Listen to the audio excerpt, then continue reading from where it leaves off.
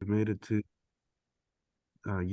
the end of HRTC 2023 with a lot of work ahead in 2024, but felicidades. Se ha logrado mucho este año, en la última reunión del año. And before we jump into public comments, I want to encourage you all to continue to introduce yourselves in the chat, so that folks know who you are, who you're representing, in case they need a reminder. But at this moment, I'd like to welcome non-HRTC members who may be joining us to come off mute, raise their hand, and issue some public comments here for folks. And we'll acknowledge the floor for a few seconds, and if we don't see anybody, we'll move on. Yeah, they'll have to raise their hand, and then I can go ahead and promote them to panelists if they have any questions or comments. So any non-HRTC member joining us today that would like to comment? We have one. Promoting Russell over. Okay, we have Russell. Are you on? I think Russell Baldwin. All right, Russell, if you can hear us, go ahead and feel free to start your comments. Welcome.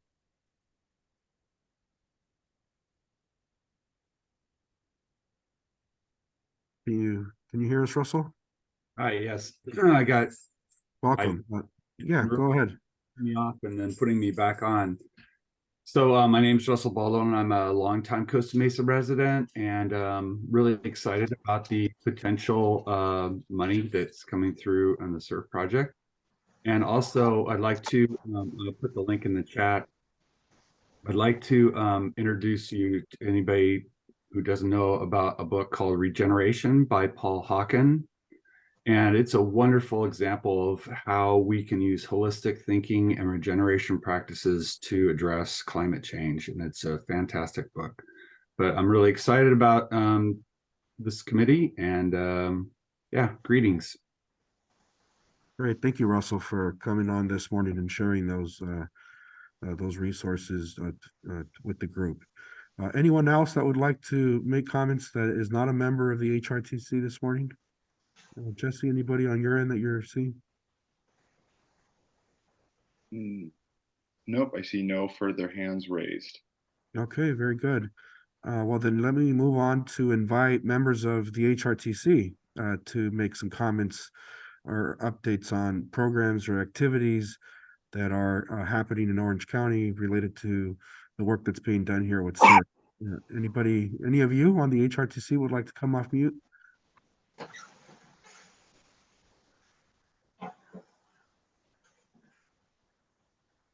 ¿Gustan hacer comentarios o dar anuncios tocante trabajo o esfuerzos que están ocurriendo en el condado de Orange relacionado a esta iniciativa de SURF? Aunque ya se llama California Jobs First, están invitados a prender su micrófono y compartir aquí con el resto del grupo lo que están organizando, lo que está sucediendo. Bienvenidos.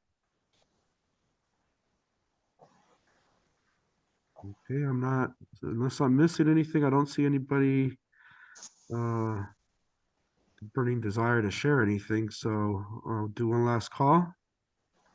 All right. Okay. Well, with that, we will move on to the next portion of our agenda. And let me just share that the logic behind the next 4 presentations is to provide all of you some education and some background information on the functions of the different state agencies and departments that are helping administer California Jobs First, this initiative here in Orange County, to give you a better handle and a first-hand opportunity to understand what their role is in the state of California, but what their role is specifically with this effort in Orange County, and how they're positioned to be a resource and an asset for all of you to tap into.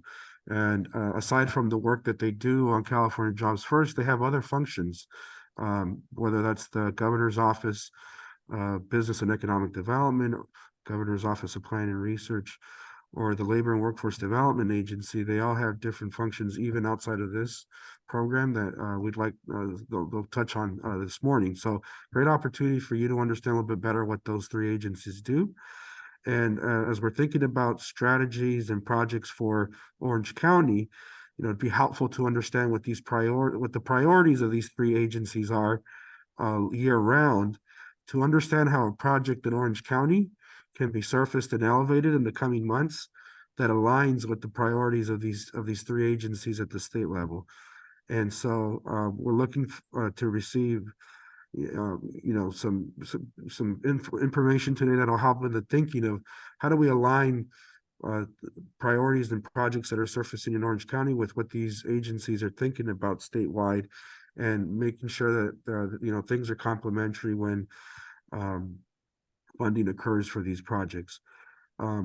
With that in mind, we want to introduce a first speaker who's not with one of the state agencies, but is an example of a project that has really been a priority for one of these agencies, specifically GoBiz, the Governor's Office of Business and Economic Development. Just to give you an example of a sort of a project that has a transformative potential in places like Orange County, and in this case, statewide, to develop the landscape of economic development and clean energy renewable generation. So we'd like to bring up to the virtual stage here and invite Angelina Galiteva. She's the Chief Executive Officer of Arches H2, which was just awarded by the U.S. Department of Energy, a federal agency, 1.2 billion, that's billion with the B, to develop renewable clean hydrogen projects up and down the state of California. And so you might be thinking, hey, maybe Orange County could be a site for one of these projects that Angelina and her company just received money to help develop. So think about that as she speaks, and certainly follow-up is encouraged.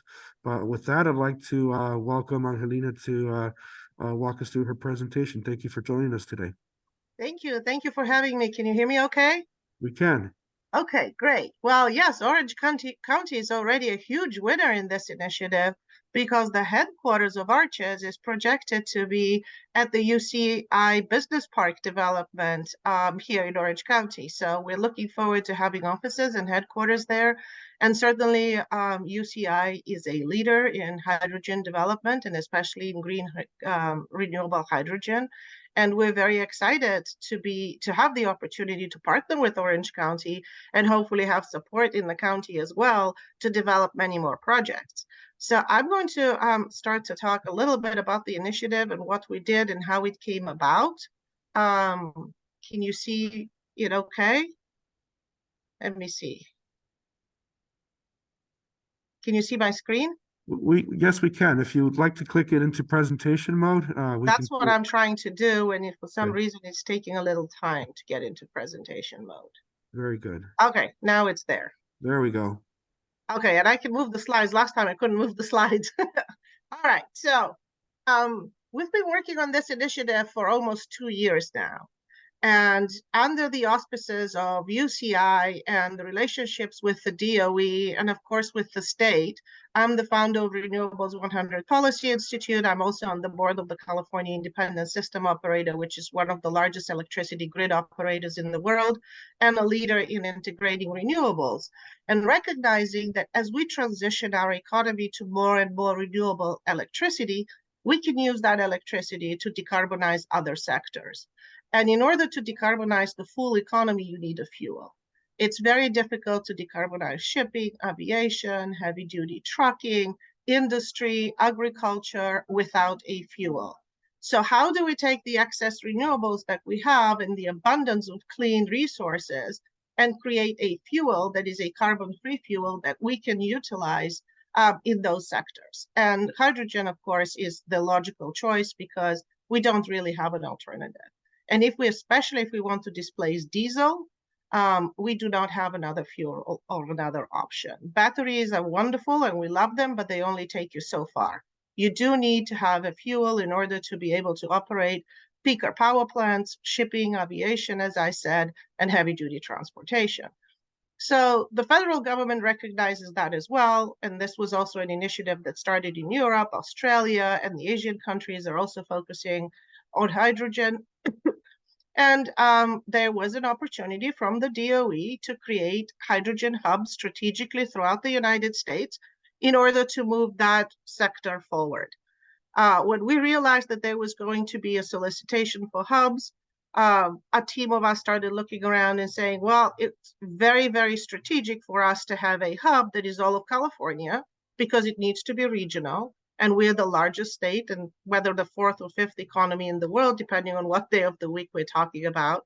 So how do we ensure that we have a project that actually can win? And we could have gone two ways. We could have taken one project and a heavy project and elevated that, which some initiatives were trying to do, or we could have had a system-wide approach, which was statewide in order to ensure that we succeed.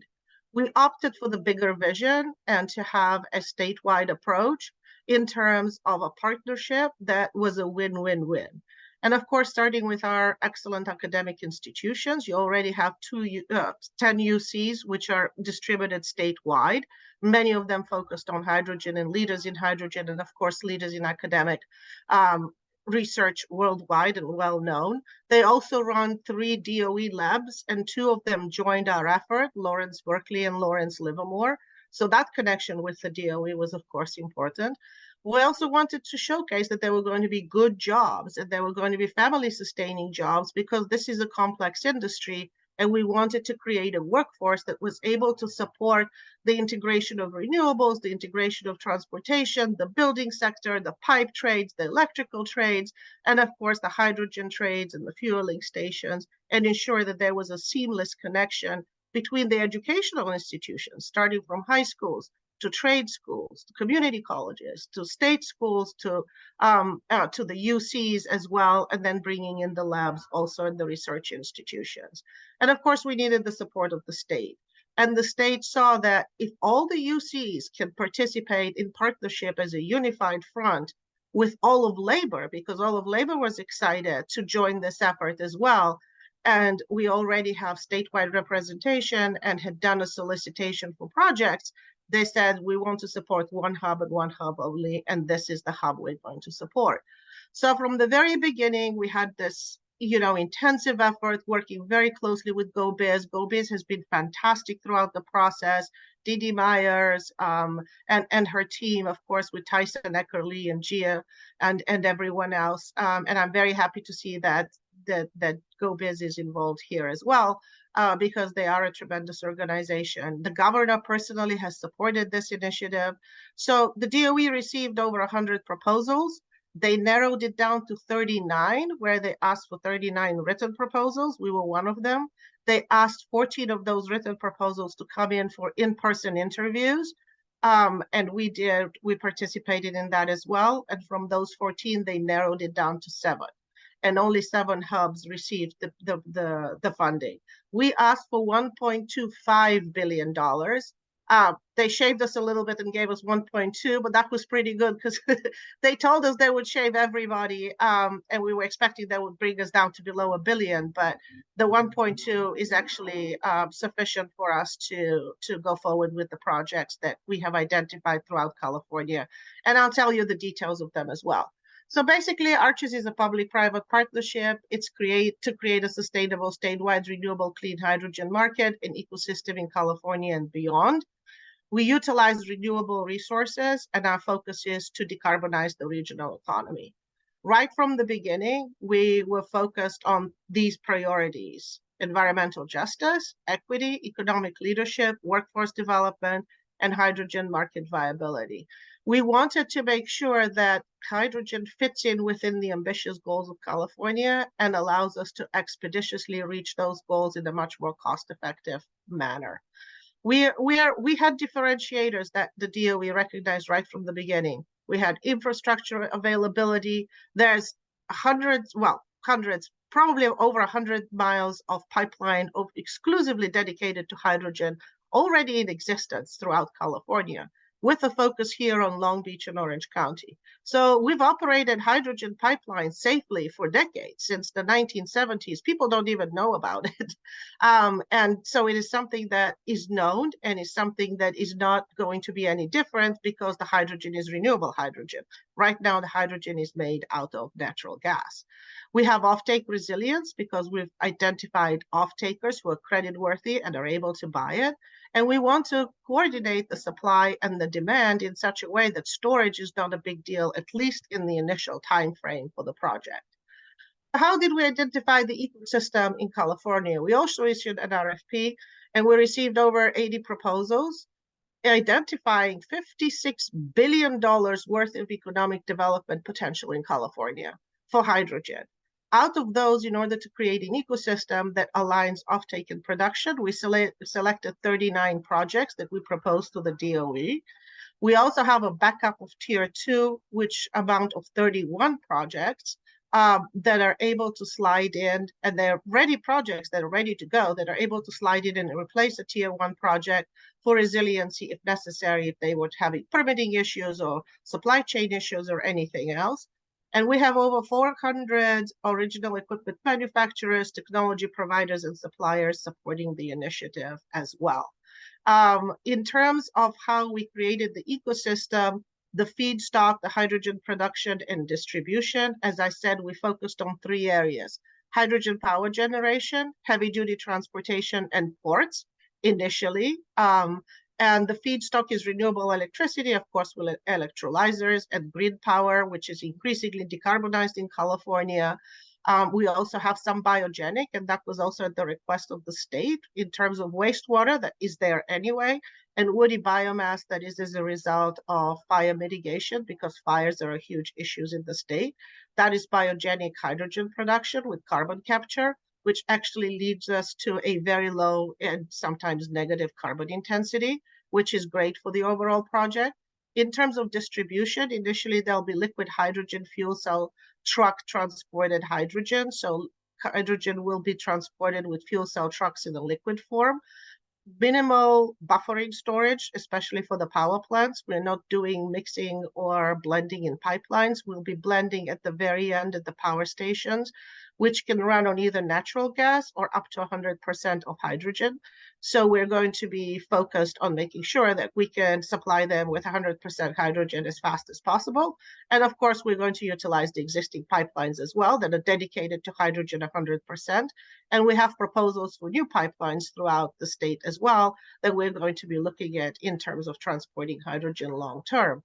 And then the 3 areas we're focused on: hydrogen power generation with fuel cells and with turbines that can run up to 100% on hydrogen. And I'll have to say, Arches was a game changer here, because in terms of the power generation sector, the turbines that were available to run on hydrogen were only up to 60% when we initially started talking about this about a year ago. We have made it a commitment that in order to participate in Arches' project, you have to have a turbine that can run on 100% hydrogen. All of the turbine manufacturers now have said that they can go with turbines that will manufacture turbines that can run on 100% hydrogen in the time frame for Arches. So we've already moved the needle, and hopefully we'll be able to create a market for large-scale fuel cells, so we don't have to do combustion, but we can just do straight fuel cell generation of electricity with 0 emissions. So very exciting developments and already game-changing positions happening. In terms of how we participate and how we select projects, this is the focus we always look at, that it enables the sustainable hydrogen economy and Arches ecosystem. We want to create a matrix approach that can grow, and we're already talking to our partners in the Pacific Northwest. They needed to have co-funding. All of our projects have co-funding. Indeed, we have been able to match the DOE dollars 1 to 10. With public and private funding. A lot of private investment has come in, and every dollar that the DOE gives us has generated $10 in matching funds. We are one of the better funded projects. So Arches right now is at about $11-12 billion.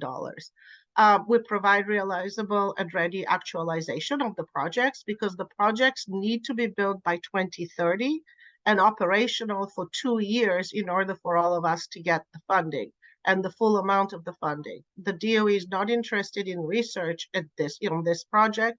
They're interested in commercial technology that's ready to go into the ground and can be built quickly, permitted, and structured and operational by 2030.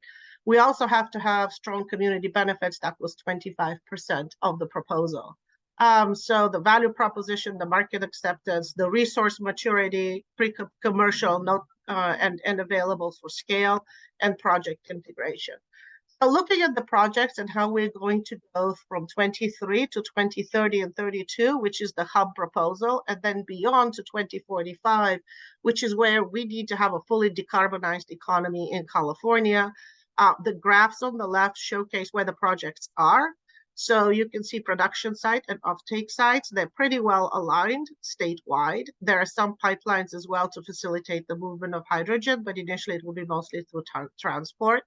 And then starting the development of the projects. Right now, 100% of our hydrogen is dedicated to transportation. And so that's the green hydrogen, and some to industry as well. But by 2030 and 32, we're going to be moving from 6,000 metric tons per year to 190,000 metric tons per year. And we're going to see that we already have the transportation sector, the power sector, the maritime sector, ports and industry starting to develop by 2032 and in full-blown force by 2045, where we'll be manufacturing 17 million metric tons per year of hydrogen. Just to give you an example in terms of energy, and do we have enough energy to do this? Yes, we do. We're going to need to scale more renewables, but California is being decarbonized anyway. So if you take the power that was curtailed just in 2022 alone, we calculated that you could be utilizing it to manufacture 130 tons per day of hydrogen. So we're already curtailing quite a bit of the power that we need, and hydrogen certainly will be a sink for that power to ensure that we can utilize and optimize our system a lot better. Instead of curtailing renewable electricity, we have a use for it. Certainly charging batteries, desalination, and other programs would benefit from that as well. And as we have more and more renewables, we're certainly going to be able to make more hydrogen and support more industries. So community development, as we said, was very important, and we wanted to make sure that we had a ability for projects to bring tangible community benefits and economic development opportunities in the areas where the projects are. And this is a commitment of our project partners. We have a lot of community liaisons. We're going to structure an independent community benefits monitoring team. And of course, the ARCHES team will be very involved in that as well. We're committed to partnering with communities in developing that ecosystem. We want improved environmental health and quality of life. Of course, hydrogen is a huge vector for cleaning up the air, including diesel, as I said. But we look at it as the two sides of one coin. So with the environmental benefits, we also want to bring the tangible economic development, increasing availability of high quality, family sustaining green careers, jobs, and knowledge transfer. And of course, we want to make sure that it's aligned with California's policy as well. So if you look at what we're dedicating in terms of project benefit, 1% of the total project budget is dedicated to community benefits. And in a multi-billion-dollar project, that's quite a lot of funding, and you'll see that on the next slide as well. So as I said, two sides of the same coin: workforce development and community-directed benefits. And of course, those translate into a community benefit plan that has economic development opportunity and tangible environmental benefit results that can be measured.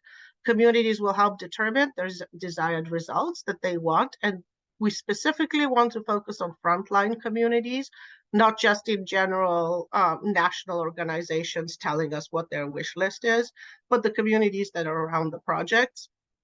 There'll be community benefits scorecards, and of course, if you're interested, we're going to be very happy to work with you as well. But the community development projects are going to receive an additional $150 million in program-defined partnerships with goals that we're going to be working on together. This is our Andy Warhol kind of rendition of what ARCHES is in a nutshell, and we're very proud of it because what it shows, and we were surprised to find that out, is the ARCHES hub sites coincide with disadvantaged community territories, low income, and heavy burden of air pollution.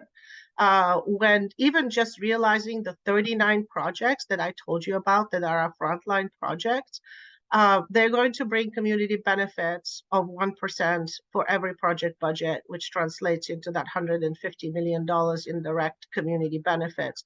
We have tribal, community, and environmental NGO representation on the board and advising the board as well. We have weekly community engagement meetings, but more importantly, those 39 projects are going to result in $2.95 billion of economic value in terms of increased health and associated health cost savings per year. So every year, the benefits are going to be $2.95 billion, almost $3 billion a year.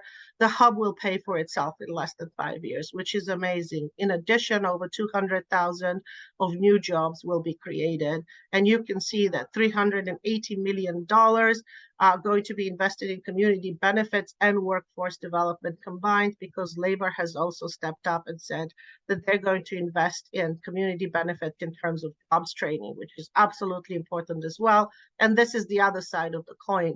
As we said, that 1% is going to translate into 150 million in terms of community benefits and projects specifically with the community, whether it's for involving minorities, for ensuring that you're hiring local, ensuring that you have training in the high schools and opportunities for young people and at-risk populations to have jobs.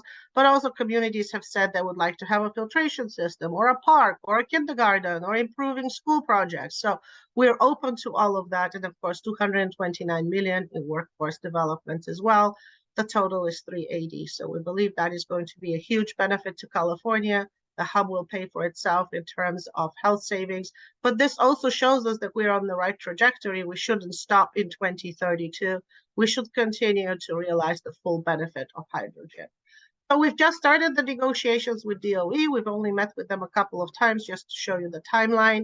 We are at stage 1 where we're negotiating the final award. So we have won. We don't have to compete anymore, but nobody's going to give us a check for $1.2 billion. We have to negotiate the phases in each project, and we have a complex system of projects, which are 39 projects statewide, that we need to negotiate. And this is the process we're going through right now. We're in the pre-award reviews. The risk assessment is going to take place, reconcile and finalize the documents, and then award the package. Hopefully that happens in the next 4 to 6 months at most. And then here's the 4 phases that I talked about. We're right now in the negotiation phase. The implementation phase is the implementation phase is phase 1. The building phase is phase 2, which is the project development. The phase 3 is the installation. That has to happen by 2030. And of course, it has to ramp up and operate for 2 to 4 years. The sooner, the better, in order for the award to be realized.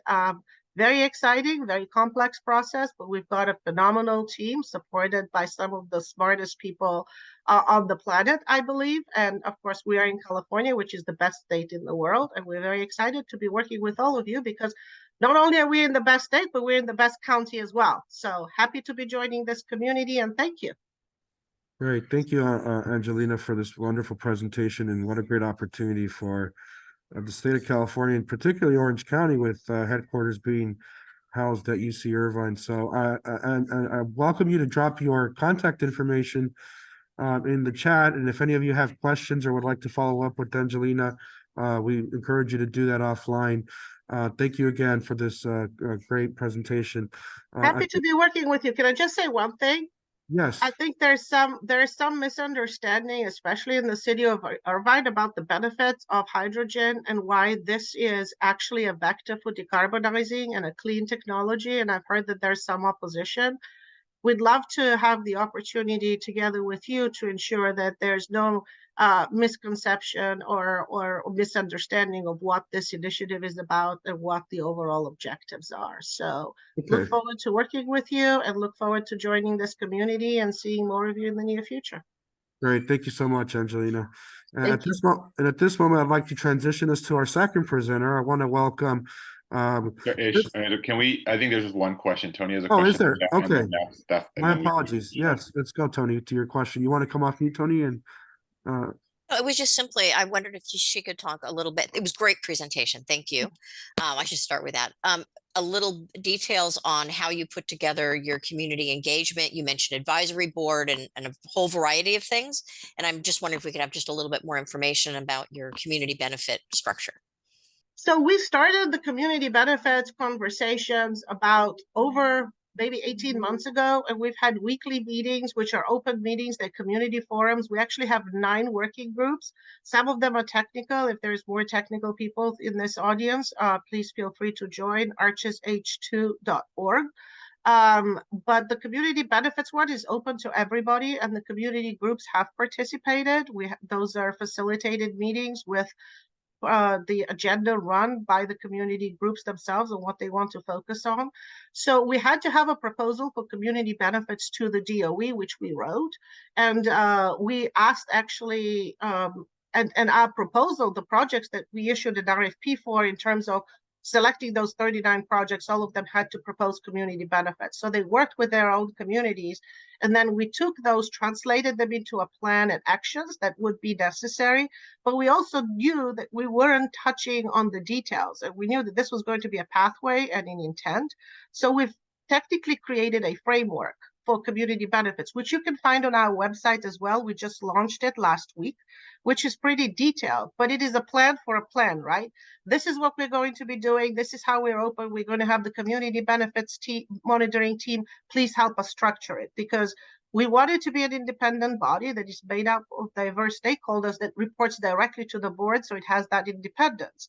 And then it'll be responsible for creating liaisons that will work with the projects, create the scorecards, work with the communities, ensure that there's a plan that the community wants, whether it's enforceable legally or not. We've heard both pathways are possible. We're open to both, to create that plan that we can hold the projects accountable to and ensure that that happens. And of course, there will be accountability for that in terms of warnings, pulling funding away, and indeed up to all the way to stopping the projects if they're not delivering on their community benefits project. So we believe that we've got a really good structure in how that is done. That working group is continuing. We also have a position for community representation on the board. We're going to be putting in a stakeholder process for that, for identifying candidates and how those are nominated as well. So there's a lot of work that's going to be happening, but the framework is on the website. The DOE has already blessed it and said, you know, this is, not only have they said we're the best hub, not that I want to brag, but I will, that we're the best hub and the most comprehensive hub that they've seen, and by far ahead of all the others, but specifically the community benefits, they're taking it as a showcase for others to emulate. So we've done a lot of work, but we have a lot of work left to do, and we're certainly open to participation and inclusion of anyone who's interested. Thank you. I maybe we can put on the agenda in 2024, and maybe Angelina can help us in structuring that. In the Catalyst program, one of the things you have to do is to ensure that you have community benefit, which sounds, but it's not if you're not looking and saying I have community benefit, you have to demonstrate it. And so I think that's where we're going to have a challenge. Not that I don't think all of the projects will be eligible, but you need to figure it out prior to, you have to have a baseline and a metric. So my thought, that's why I was very interested in what Angelina's proposal is. So if we could put that and maybe start to think about how we're going to document and track, that will probably help us as we get to May and get the funding. Well, we have well a very comprehensive plan. Feel free to copy whatever works for you. We will. We will. Good. Excellent. Well, thank you again, everyone. Very happy to join you. great. Thank you for the question, Tony, and thank you again, Angelina, for your time this morning and for making yourself available to respond to the inquiries here from the group. Of course. At this moment, I'd like to welcome Chrissy Tran to our center stage here virtually. And many of you have met Christy. If you haven't, I certainly encourage you to meet with her one-on-one. She is our Regional Economic Recovery Coordinator, which means that she's the primary liaison for California Jobs First for all of you in Orange County too. to the state. She's your go-to gal when it comes to all things California jobs first. And so if you haven't done so already, certainly schedule some time to meet with her one-on-one. She's also joined here today by one of her colleagues, Maria Honorato, who's going to share a little bit of information about the Foreign Direct Investment Program that she helps manage for GoBiz, the Governor's Office for Business and Economic Development. And so the two of them will elaborate on some of the priorities of the department, and we'll let them take the floor here and share their information and slides. Welcome, Christy and Maria. Thank you, Ish. Good morning, everybody. My name is Christy Tran, Regional Economic Recovery Coordinator, as Ish mentioned. Definitely happy to meet you all, and I'll kind of go into a little bit about that further into the slides. So for GoBiz, we serve as the state of California's leader for job growth, economic development, and business assistance efforts. Our teams are comprised of experts that span industries, geographies, and business backgrounds. As you can see, these are all our individual units listed. Today, I'm going to speak about the Zero Emission Vehicle Unit, the Energy and Climate Unit, iBank, and the Community Place-Based Solutions Unit. Later, I will turn it over to my colleague Maria to speak about the International Affairs and Trade Team. We hope to share some of GoBiz initiatives to support you all in thinking about projects for Orange County through the CERF process. Because I work through the Community and Place-Based Solutions Unit, I will provide an overview of the other units and take specific questions back to the units and provide responses through email. As a part of Governor Newsom's ZEV, GoBiz was tasked with developing a ZEV market development strategy. At the highest level, this strategy aims to articulate the core principles that underpin our collective action, clearly identify our targets, establish the roles and objectives of each agency and major stakeholder group in the meeting the targets, focus our collective problem solving on core issues, and ensure lessons learned are easily accessible so the successes can be repeated and failures avoided. The ideal result is for agency leaderships, staff, and stakeholders to be positioned and empowered to meet and even exceed high expectations. Looking at the schematic on the left, these are topics that the ZEV market development strategy would like to highlight. So questions like, are there vehicles that meet your needs? Can you get the infrastructure in place to charge or fuel them? Are the vehicles and infrastructure enabling end users, drivers, operators, passengers to meet their mobility needs? What are the workforce needs to make and maintain these new vehicles and infrastructure? Who will get those jobs and how will they get into them? And looking at outcomes that are important at the local and regional level for quality of life. Today, we're talking about hydrogen. So if you're to look in today's specific for the ZEV team, they're really looking at the hydrogen fuel cell vehicles and using cases for both battery electric and the SEVs. So for the ZEV team, the ZEV permitting streamlining has also played a role in helping to accelerate ZEV infrastructure deployment. The two key streamlining laws for EV charging stations are AB 1236 for administrative approval of stations and AB 970 sets timelines for permitting approval. GoBiz has been leading implementation since about 2018. However, this did go into effect about 2016 for 200K and then 2017 as well. So we provide a wealth of resources and direct assistance to local jurisdictions and developers. I want to take a minute to underscore how important the focus of implementation is. You can see where the state was with AB 1236 compliance in 2019 versus today.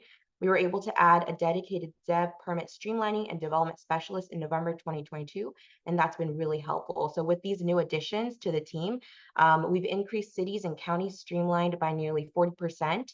And then I would believe it's about, so starting November 2022, the numbers definitely increased. So moving on, if you were to go to our website, there are tools to be used. So there's the Hydrogen Readiness California on our GoBiz website, which track compliance on SB 1291, and it streamlines a lot of different resources as well, like the guidebook, and then there's the permitting scorecard. It also determines if a city or county is streamlined, best practices and resources and fact sheets. So moving on to a different unit, the energy and climate. GoBiz Energy and Climate Units was created through legislation in 2021.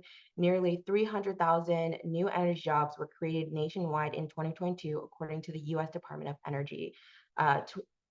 Department of Energy's 2023 U.S. Energy and Employment Report. These jobs were in clean energy technologies like renewable and zero emissions vehicles, and clean energy jobs grew 3.9% compared to 2021, outpacing 3.1% nationwide job growth. So really the purpose of the energy unit is to accelerate the planning, financing, and execution of critical energy infrastructure projects that are necessary for the state to reach its climate, energy, and sustainability policy goals. The GoBiz Energy Unit is also a part of the TED Task Force, which is the Tracking Energy Development Task Force, and it is made up of the staff from GoBiz, California Public Utilities Commission, California Energy Commission, and California Independent System Operator. And together, we try to support clean energy projects by answering questions, working with local agency, and solving problems in general. So really, this unit doesn't hold any grants. Rather, they help the project developers solve problems to clean energy, megawatts on the grid.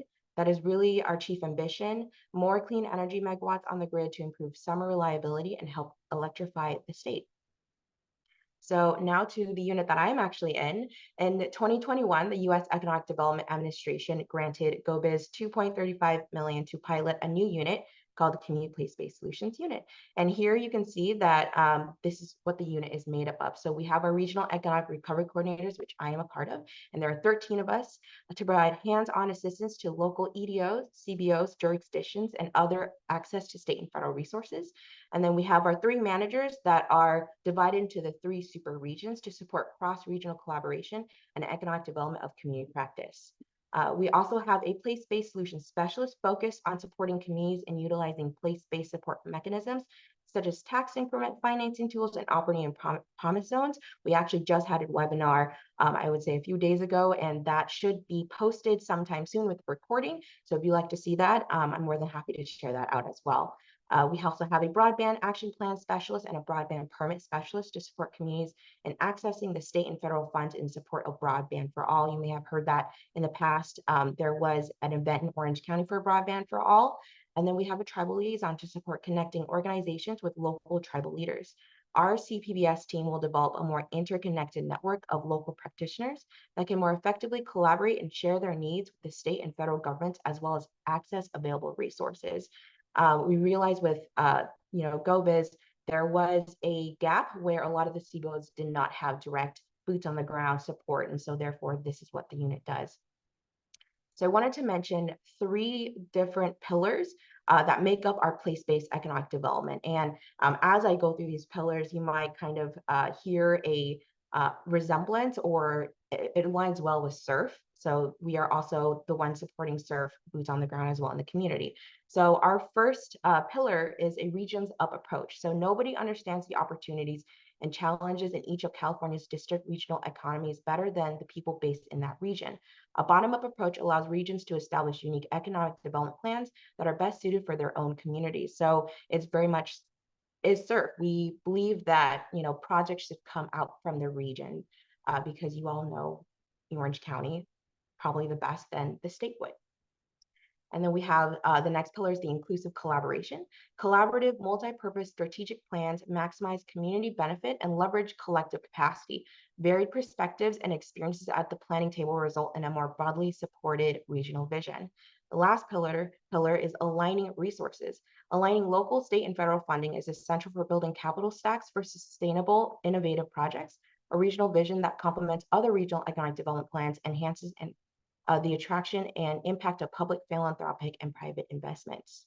So really, if you were to look at place-based economic development, the strategies include a variety of approaches to incentivize investments in communities. So this looks like funding for infrastructure and public facilities, job creation and workforce development, affordable and workforce housing, and much more. And as specifically your regional economic recovery coordinator for Orange County, these are some of the things that I'm able to do to support. So support and aligning state and federal funding to sustainable and innovative projects to support economic development in the region. And then interdepartmental connections, and I'll kind of go into a little bit detail later about that as well. And then a request for a letter of support for federal grants. So if there is a federal grant that Orange County would like to proceed and try to obtain, we can do a letter of support for these federal grants. You just have to request for it, and then the draft of the application and any other helpful information would be needed. And then the 3 weeks processing time and approval. Of course, with more time would probably be better, but 3 weeks would be the minimum. I would then forward this to leadership, and we would continue to have discussions about the letter of support. So I wanted to go into iBank. There are a lot of different projects that, implementation dollars are needed, and sometimes iBank can also potentially support through loans. So the California Infrastructure and Economic Development Bank, or iBank, was created in 1994 to finance public infrastructure and provide development that promote a healthy climate for jobs and contribute to a strong economy and improve the quality of life in California communities. These are the core programs managed by iBank. The first 2 programs, infrastructure loans and bond financing, are most relevant for this presentation today, and I'll go a little deeper into those. So for iBank's infrastructure loans, they're available to municipalities. Borrowers can also be a subdivision of a local or state government, including departments, agencies, commissions, nonprofit corporations formed on behalf of an applicant, assessment districts, or any combination of these subdivisions. For the joint powers authorities, we have to consider a consistent revenue stream. We review the JPA agreement. The members of the JPA cannot leave during the term of the loan, as that would impact the revenue stream. Nonprofits are eligible with sponsorships from a public agency. Sponsorship could be in the form of a resolution guarantee and or monetary support, etc. I want to highlight a number of benefits of working with iBank. With iBank, you can save time. They conduct a preliminary review and provide feedback before inviting you to apply. They provide technical assistance. Their loan officers will work directly with you to answer questions on all aspects of your project. You can receive 100% financing, so they do allow you to have multiple sources of funding for your project. So, for example, SURF would be a portion of that funding, and then you can use iBank. So it could be grants, borrower reserves, etc. With iBank, you also receive low competitive fixed rate interest rates up to 30 years. And then you don't have to compete against others, and there's no wait list, no scoring mechanisms, no rounds of funding. They issue their own bonds to fund their loan program, so they don't run out of funds. And they provide transparency every step of the way, and there's no surprises. So over here on the right, you can see iBank offers 2 types of financing structures based on the repayment sources. So enterprise fund repayment and the general fund repayment. iBank can also issue conduit bonds, both tax exempt and taxable. iBank's bond financing has served nearly every major museum in California, as well as performing arts centers and educational facilities. Other eligible projects include research institutes, manufacturing facilities, airports, mass commuting facilities, high-speed intercity rail facilities, qualified broadband projects, and carbon dioxide capture facilities. And thank you. So once again, if there are any questions, I will take them back to the individual units and provide a response through email. Also, starting in January, I will be making my rounds and contacting each of your organizations to get to know any projects you have in mind and provide resource support or connections. I can also directly connect you to the specialists from each of these units from GoBiz if you'd like to further explore these initiatives. And I know I talked really fast because I'm trying to make time for Maria and all the other presenters today. So I'm going to go ahead and stop sharing and give the floor to Maria. Great. Thank you so much, Christy. And welcome, Maria. Thank you. Let me just share my screen.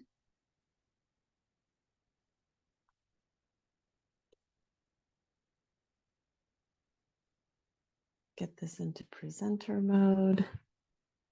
There we go.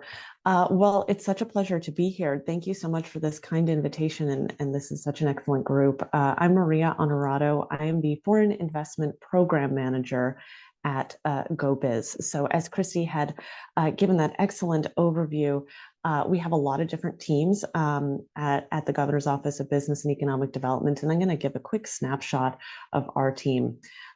This is just a picture of all of the very diverse work we do. Looking at international and specifically, we have a couple of different priority areas.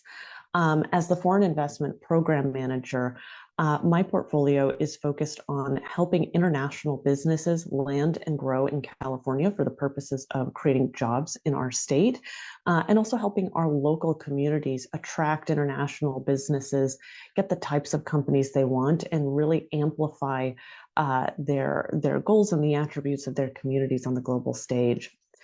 We also support California businesses that are seeking to export their products overseas via the state trade expansion program. So there are vouchers available for California small businesses that are looking to explore sales opportunities in international markets.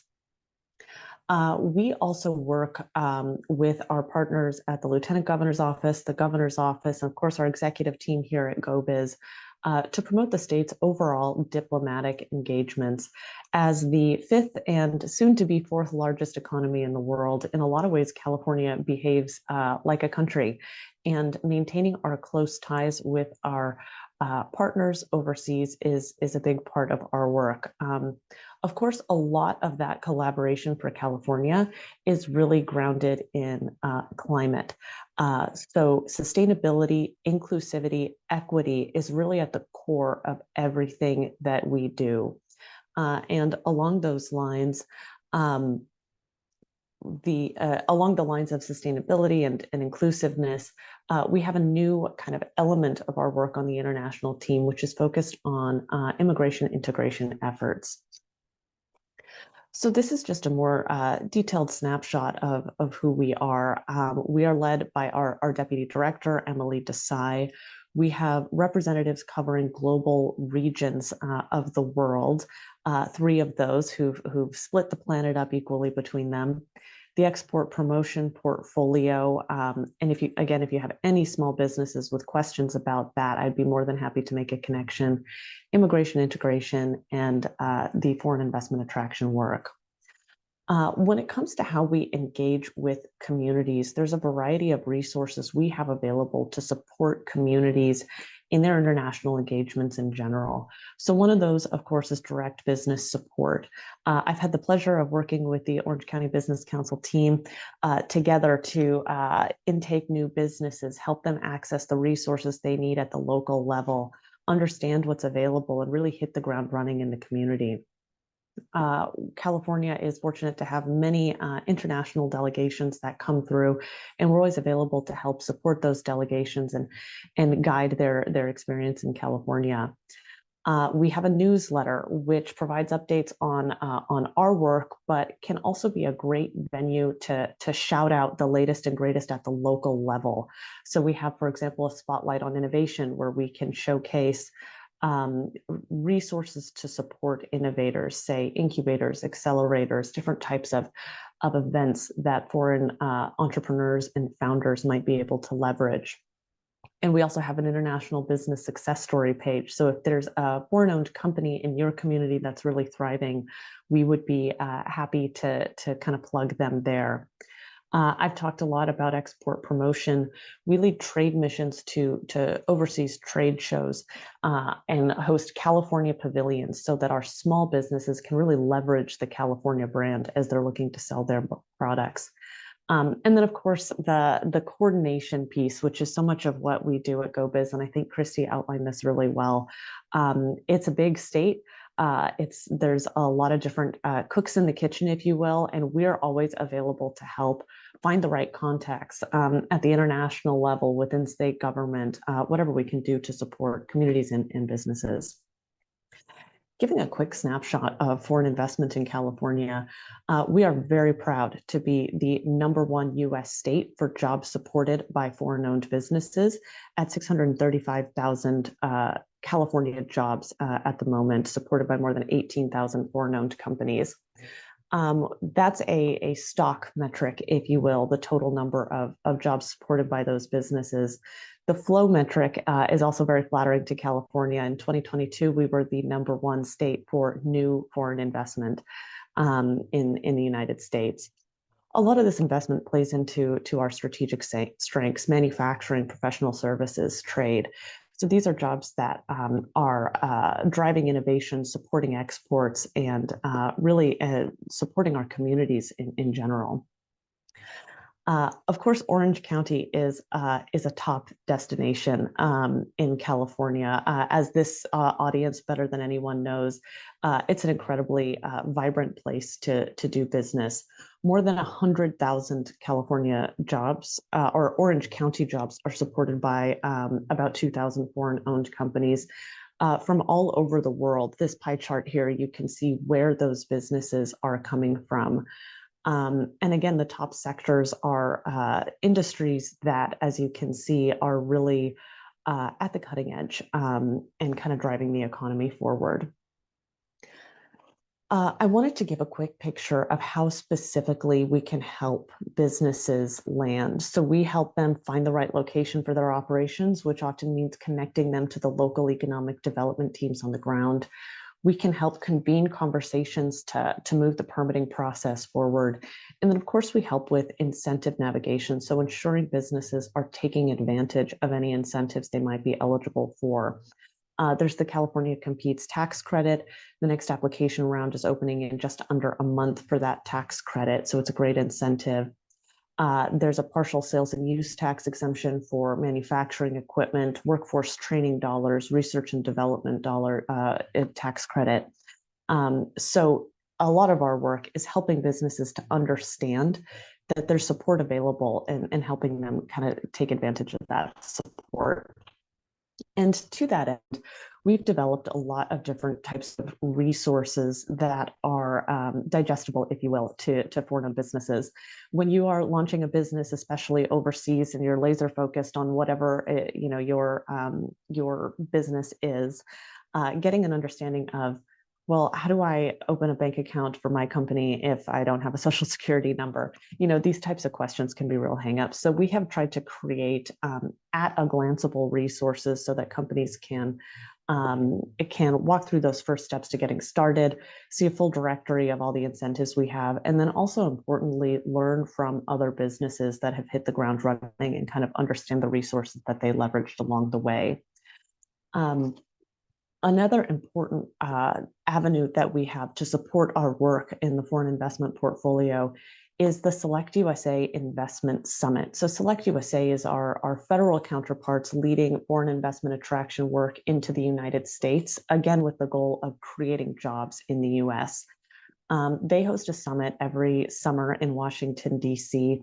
that brings together U.S. states and territories from virtually every U.S. state and territory, and then international businesses from all over the world to mix and mingle and find connections so that those businesses can grow.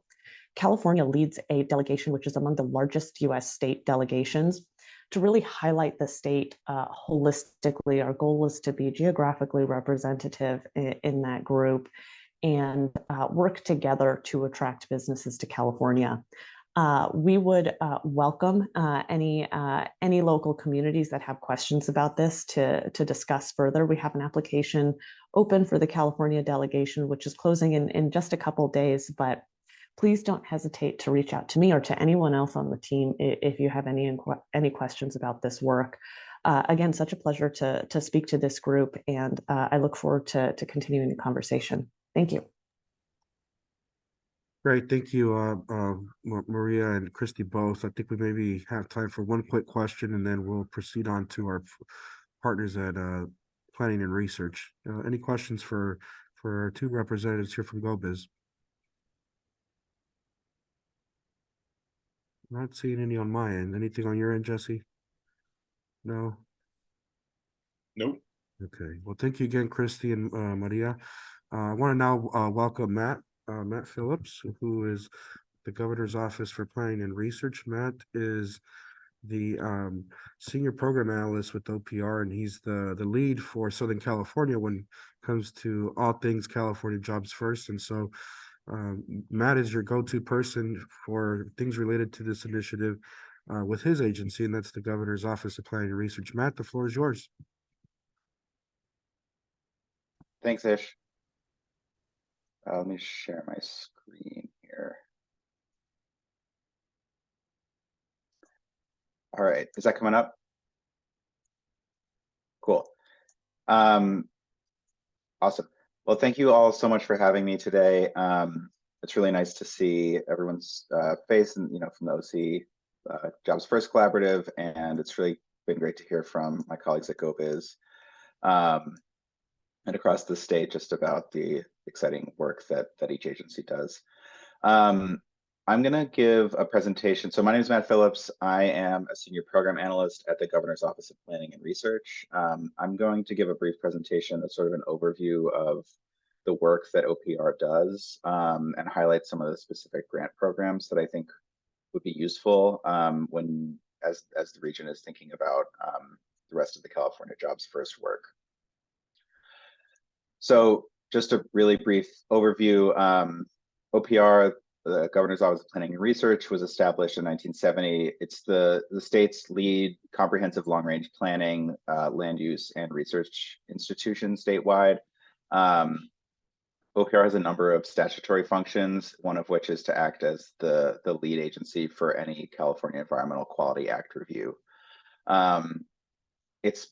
OPR is housed under the governor's office, like GoBiz, and it has grown substantially since its founding in 1970. In 2008, we launched the Strategic Growth Council, which is primarily an office within OPR and sort of a sister agency that provides competitive grants focused on climate resilience and sort of aligning state growth strategies with climate imperatives. In 2015, we added California Volunteers. 2021, we added the Office of Community Partnerships and Strategic Communications. And then in 2022, we recently added the Racial Equity Commission, Youth Empowerment Commission, and the State Policy and Planning Development Department. So OPR is split into 6 branches. I'm under the State Policy and Planning Development branch, and then the Strategic Growth Council is our other largest branch. There's also, as I mentioned, the Racial Equity Commission, Youth Empowerment Commission, and an Office of Community Partnerships and Strategic Communications, and as well as California Volunteers. I'm going to focus mostly on the work of the State Policy and Planning Development and the Strategic Growth Council branches today, since those are the primary grant-making institutions within the agency. OPR's main initiative is to advance the governor's and the administration's priorities on climate and sort of strategic growth. Specifically, one of the governor's priorities is around carbon neutrality by 2045. And OPR's responsibility there is primarily around land use management and planning. So setting up planning and land use policies and helping them be implemented at the local level. OPR is also one of the leaders of the $48 billion climate commitment, specifically through a series of community resilience grants. OPR has also been tasked with implementing a equity across all of government approach. So trying to think about the different systems and processes that state government uses across its entirety and how to embed equity into all of those processes.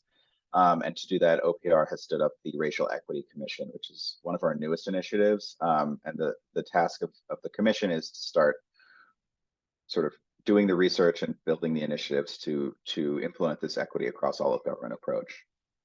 And then the last main priority that OPR is involved in is to build more and build faster. So OPR is tasked here with infrastructure streamlining and local, regional, state coordination. There is also a federal grants administrator that works at our agency who helps state and local agencies, but especially local agencies and governments coordinate and apply for and find federal grants that might support this priority. I'll talk through each of the departments quickly, and then I'll go into some of the specifics. So the Racial Equity Commission, as I mentioned, was formed in 2022. The first meeting will start in 2024, in January of 2024. There are 13 commissioners from across California, and we're still setting up the committees. It's led by Dr. Larissa Estes, who's an expert in racial equity across the state. And the commission operates under a framework that sort of encompasses three main pieces. One is to do budget and data analysis and center racial equity, and to figure out how to implement those types of strategies across the state. It's also focused on results-based accountability, so not just helping state agencies figure out how to embed racial equity, but following up, and then a targeted universalism approach. The commission plans to offer technical assistance to state and local agencies beginning in mid-2025 once it's fully staffed up.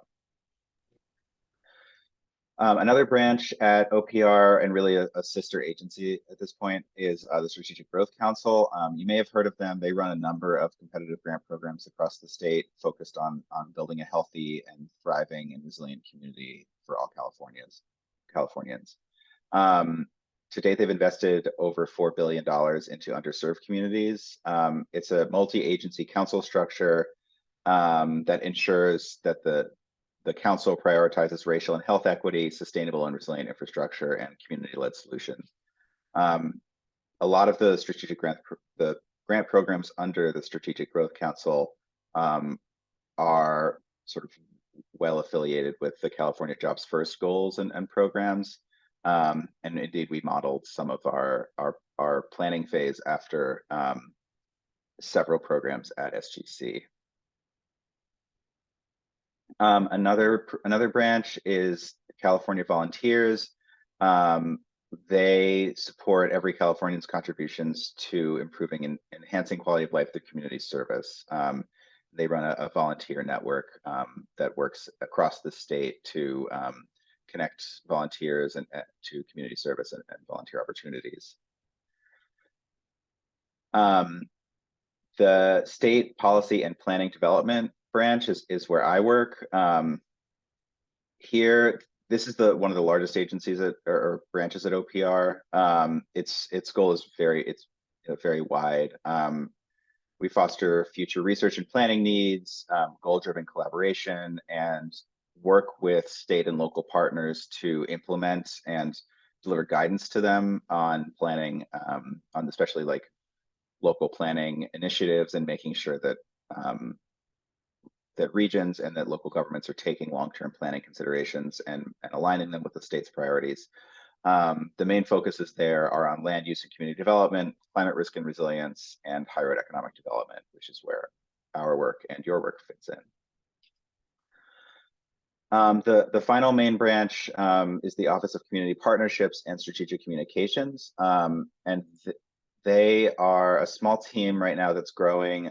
Their main objective is to sort of bring a community awareness approach and strategic messaging to some of the most pressing problems in California. Specifically, they work with partners on the ground across the state, especially nonprofit partners, to directly engage Californians, and with a focus on those experiencing the greatest health and social inequities. So that's an overview, a broad overview of what OPR does and its different partnerships. We're actually in a bit of a period of transition right now, and so there's been a lot of growth over the past few years, and expect more growth to come as well. I'll talk just about some of the specific programs that are run out of OPR and SGC specifically that I think overlap well with the California Jobs First initiative, especially in Orange County. So one of SGC's sort of flagship programs is the Transformative Climate Communities Program, or TCC. TCC has been going, I think they've been going for about 5 years now. They fund community-led development and infrastructure projects that look to achieve sort of multi-benefits across environmental, health, and economic benefits. They focus on disadvantaged and disinvested communities and provide a lot of technical assistance to communities, for planning, for pre-development, and for implementation grants.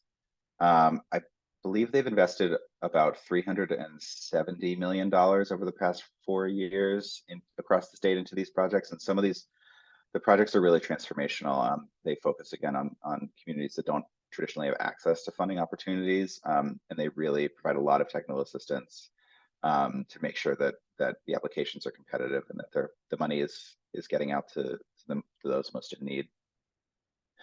Another program is the Community Resilience Centers program. The goal here is to set up neighborhood level resilience centers to provide shelter and resources during climate and other emergencies. Some of the projects include infrastructure updates, service delivery, and supportive programming with the goal of strengthening community connections, which is one of the main, research has shown is one of the main drivers of a community's sort of ability to adapt to and be resilient to climate changes and climate emergencies. Two other SGC programs. One is the Affordable Housing and Sustainable Communities Program. This is a $600 million initiative to reduce greenhouse gas emissions by funding affordable housing, specifically near transit. So doing transit-oriented development. They help fund the construction of dense affordable housing, sustainable transportation initiatives, and programs to improve community members' health and safety. And then the final SGC program that I'll talk about here is the Community Assistance for Climate Equity, which is a suite of, I think, 4 programs offering technical assistance and grant funding to build long-term capacity of disadvantaged communities. Here, there's support and technical assistance offered for designing projects that can help unlock and leverage additional funding for climate mitigation and resilience efforts.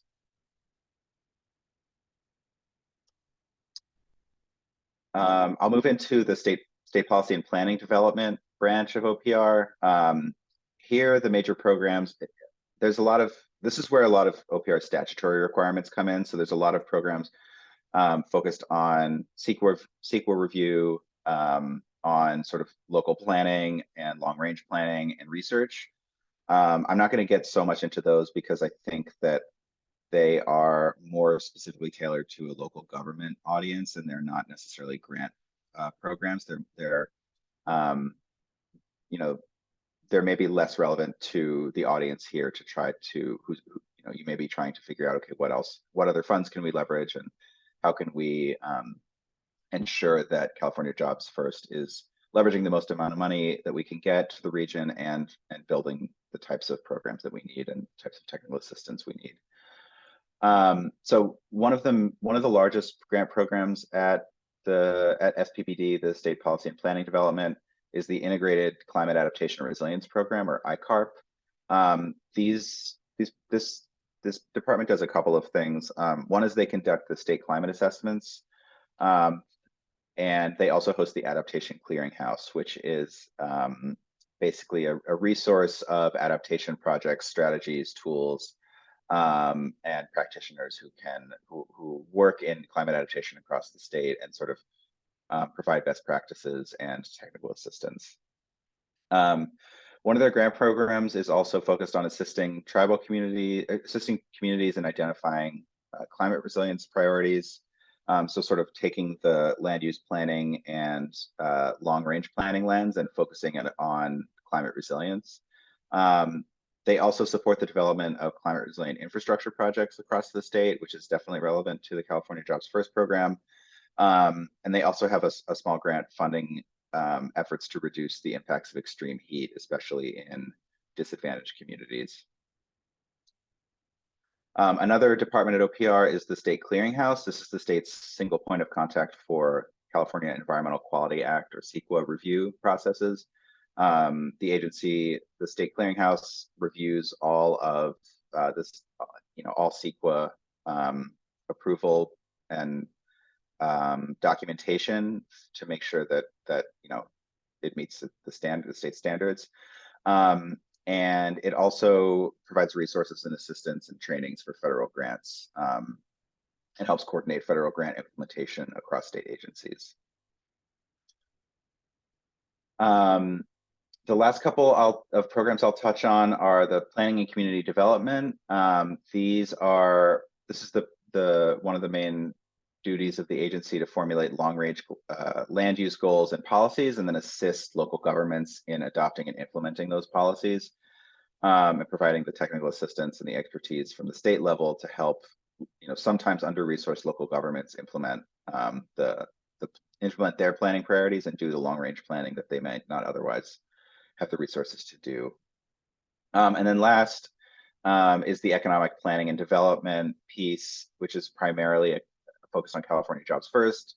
As you all know, the California Jobs First is investing $600 million into these regional planning processes, of which you are all a part, and then into implementation projects that will come out of the regional planning process, with the goal being to build an equitable and sustainable economy across California's regions in the overall transition to a carbon neutral economy.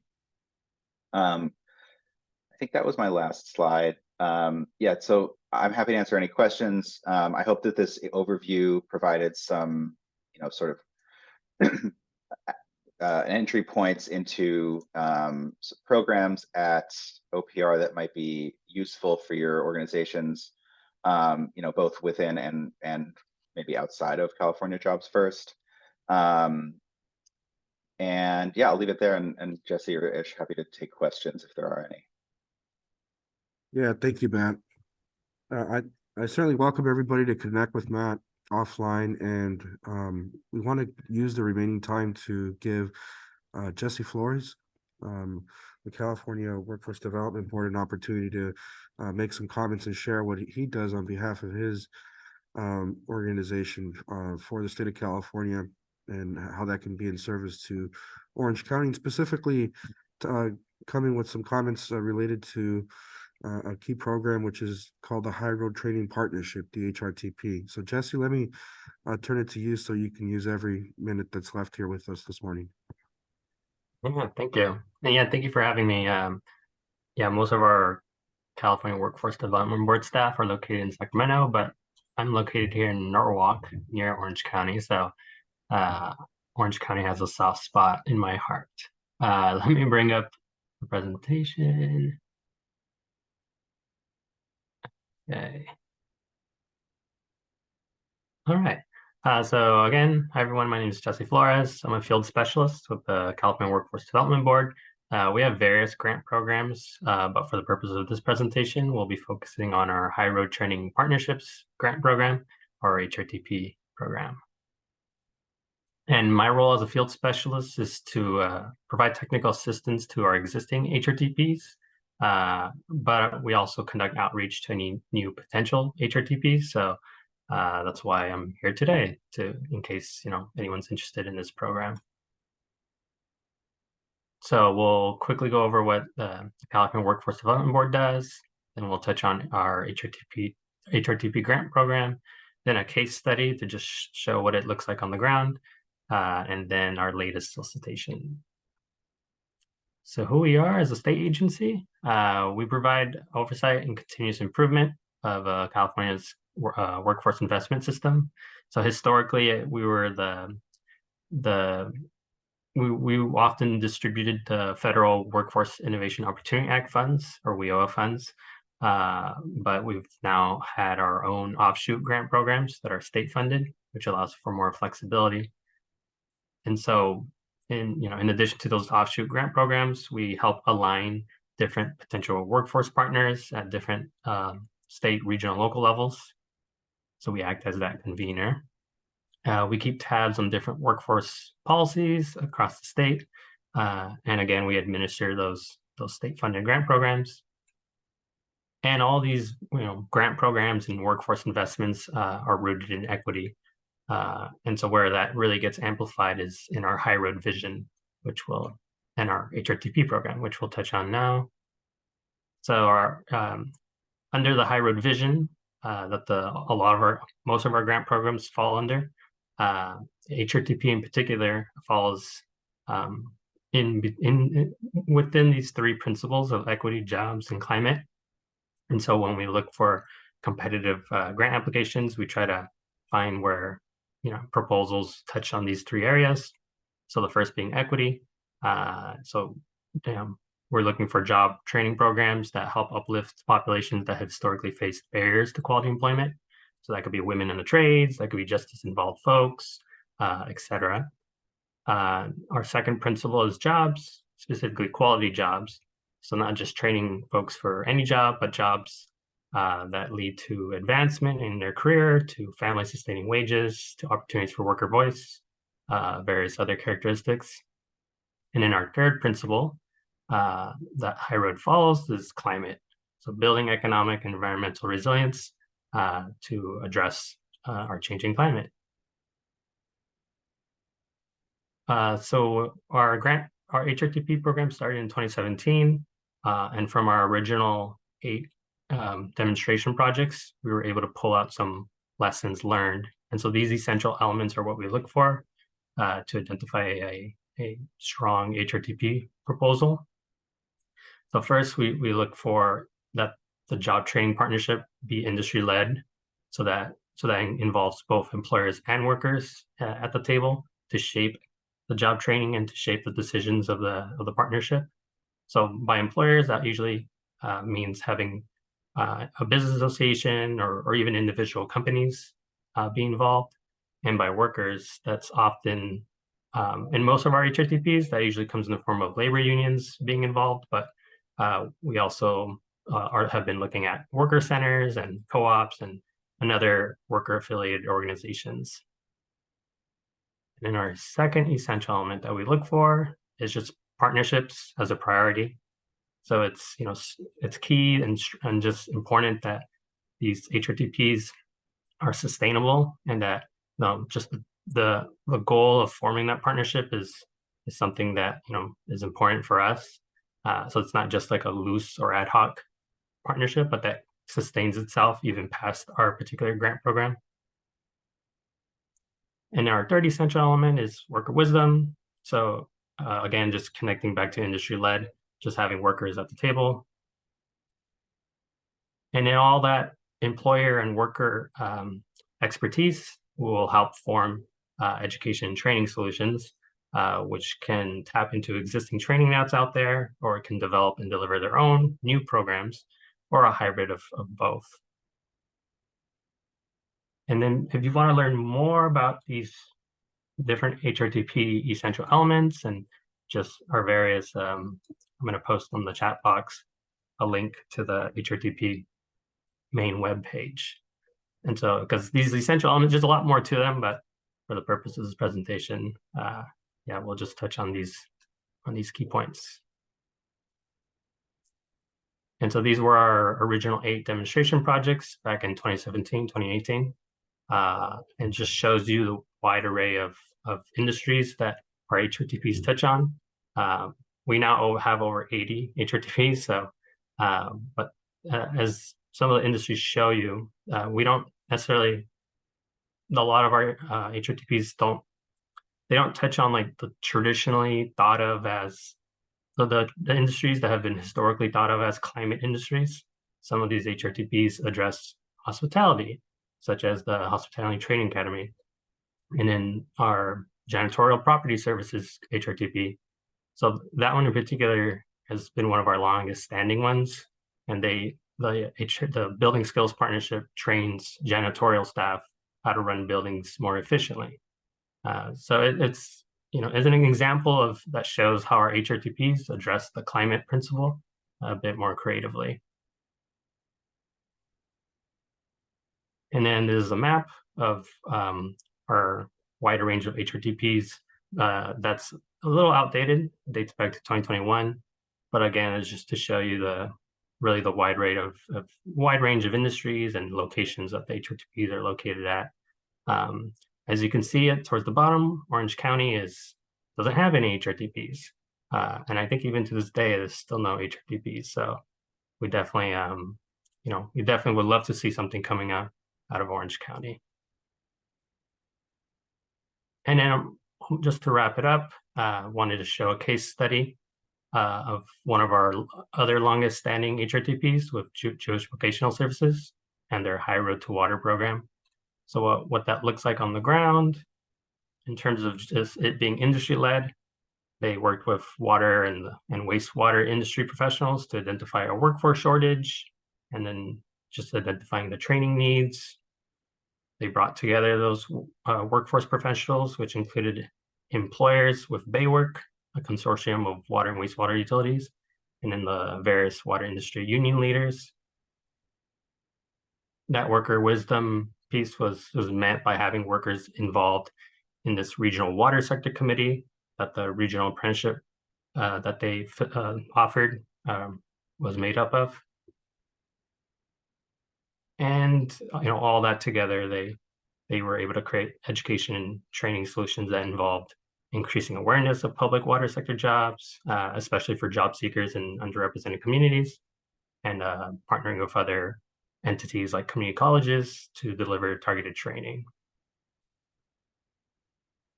Here's a visual of often what that partnership looks like. In this case with JVS, they were that applicant and the main convener. And they brought together the industry leaders, which were the workers and employers. And they also brought in different workforce development service providers like CBOs, some of the local workforce boards to assist with like wraparound services and various other assistance. And is our last slide. So our latest solicitation is through our Resilient Workforce Program. So another acronym, but yes, it's through, it's supposed to be a solicitation on a quarterly basis, but we actually ran out of money. So we'll be reopening in spring of next year. So it's supposed to, the application is supposed to open for a month, but you can keep an eye on that through the link that I just shared in the chat box. And I think, just important to know that there's 3 different grant types. There's planning and development. If you're new and just bringing together partners, you can apply up to $500,000 with that. There's training implementation, which you've gotten your partnership going and your training folks. You can apply up to, I think, either 3 million or 5 million. So you might want to check the RFA for specifics. And then expanding project type is just for your full-fledged HRTP and you just want to expand to different industries or even different parts of the state. So we have folks applying for a lot more millions of dollars under that project type.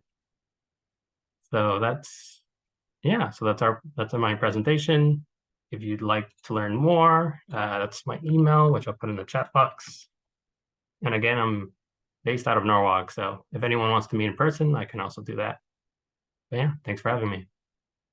Great, thank you, Jesse. And I hope folks here will take you up on meeting with you so that we see that map with Orange County, orange, right? And hopefully an HRTP application will be filed by this county in the near future. I want to open it up with the remaining minutes that we have here for any questions from those of you on the HRTC. Jesse, I see you came off mute if you want to. There is one in the chat. Okay. So if anyone else have that, but of course we can always, we need to address Tony's as well. So Tony, you want to start with that and see if maybe someone else will. Mine is so specific to the last presentation. Why don't I do that offline? But I did have questions about that. Sure. Great. Any questions from others on Jesse's presentations or any of the other presentations? ¿Preguntas o comentarios sobre las presentaciones que acaban de recibir? Ya sea la de Jesse o las previas.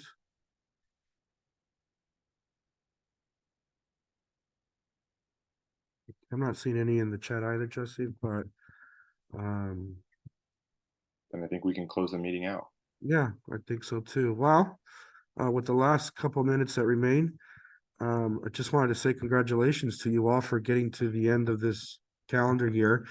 It's certainly been a very productive 9 months working with all of you, and we really want to just commend you and thank you for your commitment to this unprecedented and uncharted process that's taking place not just in Orange County, but up and down the state of California. And moving into the as we're moving into the next 6 months and beyond, we certainly welcome your continued engagement for the important next steps that are ahead, and specifically for the work that's focused on the Catalyst opportunity that it will be before us in 2024. We were down in Orange County, the California Forward team last week, and had a chance to meet with the Orange County Business Council team and members of other similar organizations around the state. And we had a great panel of representatives from SURF in Orange County join us. We had, and one of those representatives, Bobby McDonald, had a quote about commitment that related to, when you're making breakfast, a chicken is only involved in laying the egg, but the pig is totally committed. And that's really, I think, illustrative of just the type of commitment it takes to be involved in work like this, to make sure that there's equity, resiliency, environmental sustainability in Orange County. And I do want to also thank members of that panel who were there as well. We had Karen Sarabia, who many of you know as a community leader in Orange County. We had Gary Brown with the Orange County Coastkeeper join us, Andrew Gonzalez from LAOC Building and Construction Trades, along with Bobby McDonald from the Orange County Black Chamber of Commerce. And really just want to say thank you to all of you for your ongoing commitment, for your tireless efforts, and your consistency in showing up every time we have a meeting. Your edits and your comments, your contributions, we really appreciate it.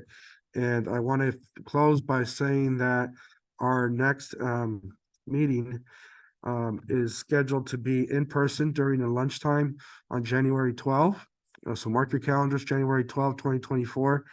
And then that'll be an in-person meeting. And then the next virtual meeting will be January 26th. So January 12th and January 26th, block your calendars, and invites to be coming shortly to your calendar invites will be coming shortly to your inboxes. So just keep an eye out for those.